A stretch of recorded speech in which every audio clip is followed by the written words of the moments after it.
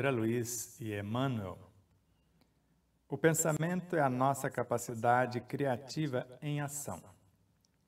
Em qualquer tempo, é muito importante não nos esquecermos disso. A ideia forma a condição. A condição produz o efeito. E o efeito cria o destino. A energia mental é o fermento vivo que improvisa, altera, constringe, alarga, assimila, desassimila, integra, pulveriza ou recompõe a matéria em todas as dimensões. Eu sou Sebastião Camargo. Começa agora mais um programa Exemplos Não Nos Faltam. Esse é o de número 11, Edificação dos Pensamentos. A nossa gratidão a vocês, internautas, netespectadores, que são a causa do nosso existir. A Aline Gonçalves, que amorosamente nos conduz até vocês. A tudo e a todos os seres que, de uma forma direta ou indireta, nos ajudam nesta propagação de ideias. As empresas e emissoras parceiras, aos corações solidários, fraternos, que em nome de Deus, o Senhor Supremo, do Cristo ou dos Cristos, de seus emissários e de todos os elementos e elementais, mais uma vez agradecemos. Como falamos com André Luiz e Emmanuel. Primeiro, André Luiz, o pensamento é a nossa capacidade criativa em ação, porque ninguém consegue parar o pensamento. Ninguém consegue parar a mente. Pela informação que está em Evolução em Dois Mundos, com André Luiz, nós tivemos a obrigação moral de escrever o 4º capítulo da obra O Despertar da Consciência do Atma ao Anjo, que é o maior capítulo de toda a obra, só por conta dessa informação que ninguém consegue parar a mente. E temos uma fonte inesgotável de energia por intermédio do pensamento nesse mundo mental. E mais tarde, em Mecanismos da Mediunidade, ele afirma ainda uma vez: queiramos ou não, cada alma possui no próprio pensamento a fonte inesgotável das próprias energias. E ele segue: em qualquer tempo, é muito importante não nos esquecermos disso, que o pensamento é a nossa capacidade criativa em ação. A ideia forma a condição, porque é a junção de pensamentos. Ela formou a condição, estou idealizando, fazendo planos. A condição que ela criou forma o efeito, porque eu vou canalizar para que aconteça algo. E esse efeito, que é, na sequência, a mentalização, a verbalização, o colocar em movimento e depois a vivência desse efeito vai criar o destino. E Emmanuel pega pesado ao relembrar-nos que a energia mental que vai exteriorizar-se de nossa mente por intermédio da ação dos pensamentos é um fermento vivo. O que ele faz, esse fermento vivo? Ele improvisa aquilo que nós pretendemos. O que mais? Ele altera, posso reprogramar. Ele constringe, aprisiona. Ele alarga, expande a própria mente. Ele assimila conteúdos, porque interage, assimila. Ao mesmo tempo, ele desassimila, porque ele pode repulsar conteúdos que não pretende. Ele integra alguma coisa que lhe interessa. E, ao mesmo tempo, pulveriza, ele desintegra aquilo que não nos interessa. E, ao mesmo tempo, recompõe a matéria em todas as suas dimensões. E sabemos que a matéria coagulada é energia, e a energia é a matéria dissociada. Então, por todos os cantos que você imaginar, olhar, você está vendo a matéria em suas imensuráveis expressões, porque o próprio Espírito de alguma forma, é matéria, porque ele começa como o átomo primordial, que é um átomo de matéria sutilíssima, porque está na origem recém-saído do psiquismo divino. Então é com ele que vamos dar forma e vida a tudo quanto existe em toda a extensão da criação em Deus.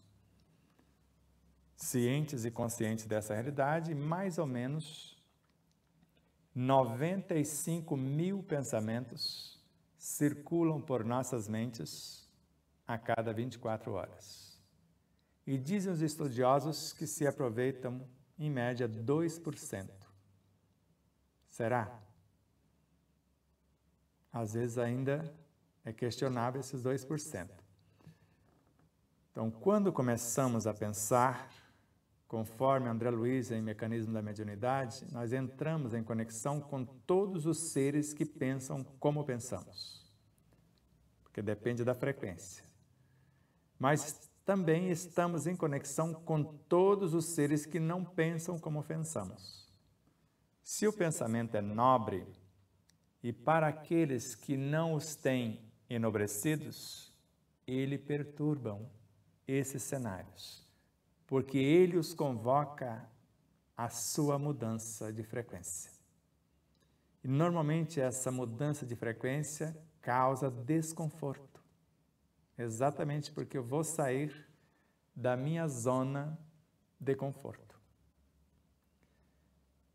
Por isso, não se espante quando você começar o exercício, e conforme Joana de Ângeles nos direciona em suas obras, e ela narra com maestria e segurança, que quando começamos a pensar, o corpo físico pode começar com certos comichões, fazendo malabarismo para nos tirar a atenção, porque esse pensamento está reprogramando a própria mente, porque a capacidade criativa é nesta espaçonave ou neste laboratório, por intermédio do campo imaginativo construído pelos conhecimentos, e a mente criou e por meio dele se expressa, o perispírito. Então ela age diretamente nele, antes agindo na subconsciência, que gerencia o corpo perispiritual e físico ao mesmo tempo, a área dos automatismos. Então, após esta reprogramação mental, ressignifica-se a parte subconsciente, que define os nossos comportamentos, os nossos hábitos. Tanto que quando eu começo a criar um pensamento novo, eu crio pela repetição um novo condicionamento, um novo hábito, um novo instinto. E esse instinto vai substituir ou promover aqueles outros que estavam na pauta anterior.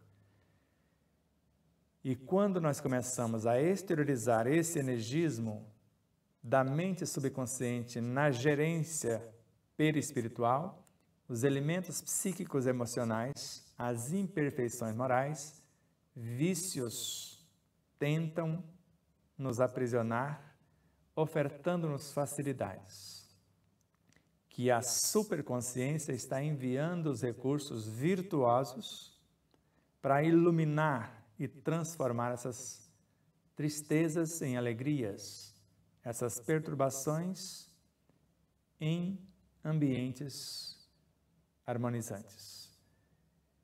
E nós vamos sentindo também a rejeição que se aproxima do físico, que acostumou com certos alimentos, com certas comodidades, e há comichões.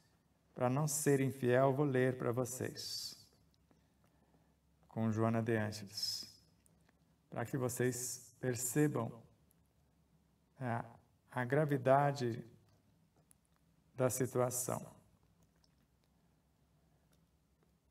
E para facilitar a nossa reprogramação mental.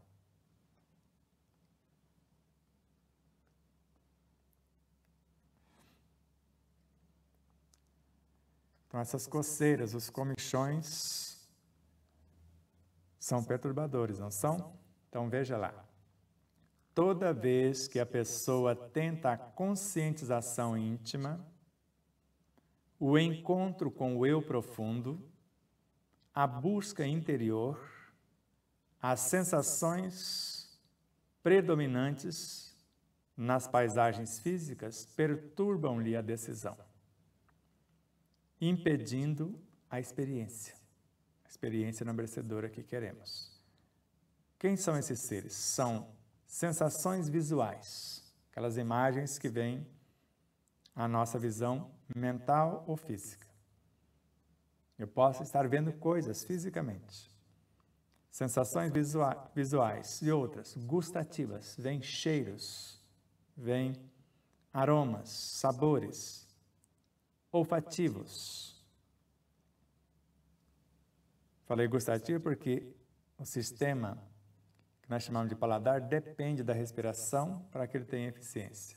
E outras olfativas, outras auditivas, outras táteis, ou seja, afeta todos os nossos sentidos, com as quais convivem em regime de escravidão. Até então, a parte perispiritual e física, ou os elementos psicoemocionais e físicos, que nós chamamos de psicobiofísicos, reagem, porque até então estava na escravidão e a semelhança da caverna de Platão defende as suas próprias correntes.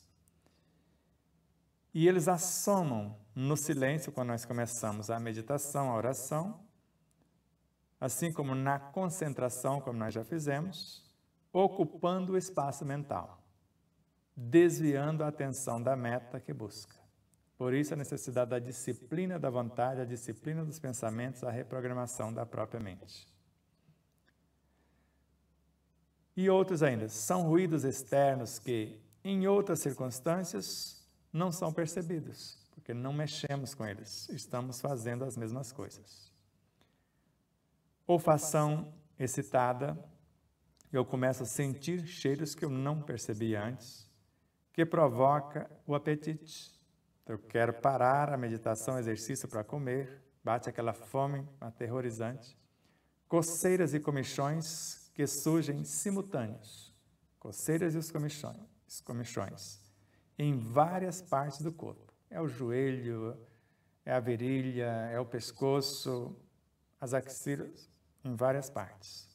Salivação e desejo de alimentar-se, tomando o centro de interesse e desviando-os da finalidade libertadora, que são as ideias enobrecedoras e os planos de futuras ações que vão canalizar as energias portadoras das realidades, que vão reorganizar os complexos campos celulares, harmonizá-los e aumentar a produtividade. Então, a mente viciada e o corpo acomodado dificultam o despertar da consciência para a lucidez. Joana de Ângeles. Ficou claro? Então, respire. Se acalme. Concentre no que você quer tornar-se. Mais sereno, mais pacífico, mais saudável, mais feliz. Ou mais serena, mais saudável, mais pacífica, mais feliz. Inspirem e mantenha a atenção no foco. Alegria de viver, gratidão pela vida, esperança de melhoras. Honestidade consigo mesmo, consigo mesma. Humildade para reconhecer a própria ignorância. Sinceridade para colocar a mão na massa. E fidelidade na aplicação dos recursos. E com dois objetivos nobres. Além da pacificação, tornar-se pacificador pelo exemplo. Além de se auto-amar, confortar, vitalizar, levar o lenitivo para acalmar a dor alheia e estimular o outro a buscar, conforme você buscou, e concretizar-se em suas ações.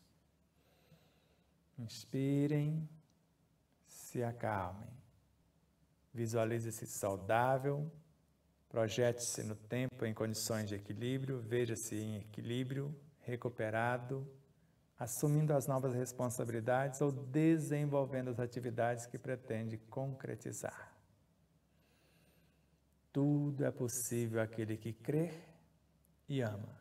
Na mente, nada é impossível, porque a nossa capacidade criativa em ação cria ou recria, como fermento vivo, todas as realidades e possibilidades concernentes com aquilo que pretendemos para a nossa e para a felicitação do entorno. Nossa gratidão a vocês, espectadores, internautas, Aline Gonçalves, que nos conduz com muito amor até vocês, a toda a tecnologia, a internet, as empresas e emissoras parceiras, aos corações solidários e fraternos, a todos vocês que nos seguem em nossas redes sociais, que se inscreveram em nosso canal e que nos ajudam na propagação das ideias. Deus, o Cristo, seus emissários, elementos e elementais, nos abençoe imensamente. Até a pauta seguinte. A gestação das ideias é o nosso próximo programa. Até lá. Namastê.